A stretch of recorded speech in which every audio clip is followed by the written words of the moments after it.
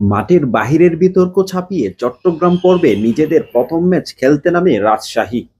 সিলেট স্ট্রাইকার্সের বিপক্ষে টসে জিতে ব্যাটিংয়ের সিদ্ধান্ত নেন দলীয় অধিনায়ক এনামুল হক বিজয়। ওপেনিংয়ে পাকিস্তানি ব্যাটার মোহাম্মদ হারিসের সাথে খেলতে নামেন তরুণ উদীয়মান ব্যাটসম্যান জিসান আলম। হারিস শুরুতেই অ্যাটাকিং মুডে খেলতে থাকলেও কিছুটা ধীরগতিতে ব্যাট করতে দেখা যায় জিসান আলমকে। 14 বলে 2 ছক্কায় 19 রানে নাহিদুল বলে ক্যাচ তুলে দেন মোহাম্মদ হারিস। এরপরেই ব্যাট হাতে নামেন এনামুল হক বিজয়।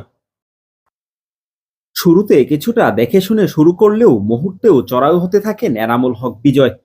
পাওয়ার প্লে শেষে 1 উইকেট হারিয়ে 38 রান সংগ্রহ করে দুর্বার রাজশাহী। জিসানকে সাথে নিয়ে পার্টনারশিপ বড় করতে থাকেন এনামুল হক বিজয়।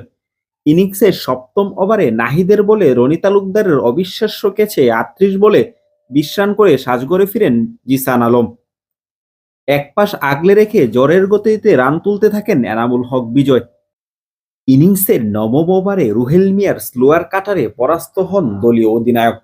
2 ছক্কা 3-4-এ 145 স্ট্রাইক রেটে 22 বলে 32 রান করে সাজঘরে ফিরেন বিজয়।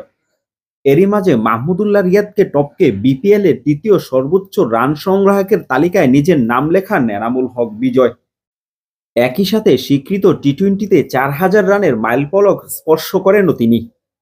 এরপর ইয়াসির রাব্বি 10 বলে 19 রান করে আউট হলেও আকবর আলীকে সাথে নিয়ে তাণ্ডব চালাতে থাকেন জিম্বাবুইয়ান অলরাউন্ডার রায়ান বার্ড। শেষ পর্যন্ত 4 ছক্কা ও 1-4-এ 151 স্ট্রাইক রেটে 27 বলে 41 রান করে আউট হন রায়ান বার্ড।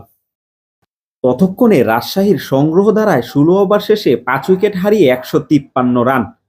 শেষ 4 ওভারে মাত্র 31 রান সংগ্রহ করে আকবর আলী ও মৃত্যুঞ্জয় জুটি। 20 ওভার শেষে 7 উইকেট হারিয়ে রাজশাহীর সংগ্রহ দাঁড়ায় 184 রান। 4 ওভার বল করে 32 রান দিয়ে 3 উইকেট নিয়ে ম্যাচের সেরা বোলার রুহেল মিয়া।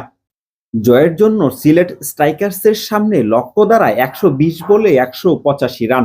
শেষ ওভারে মাত্র 2 রান দিয়ে অবিশ্বাস্য ওভার শেষ করেন রুহেল মিয়া। 4 ওভারে 37 রান দিয়ে 2 উইকেট নিয়েছেন নাহিদুজ্জামান। 185 রানের টার্গেটে ব্যাট করতে নেমে শুরুতেই হোঁচট খেয়েছে সিলেট স্ট্রাইকার্স। মাত্র 3 রানেই হারিয়েছে পল স্টার্লিংকে।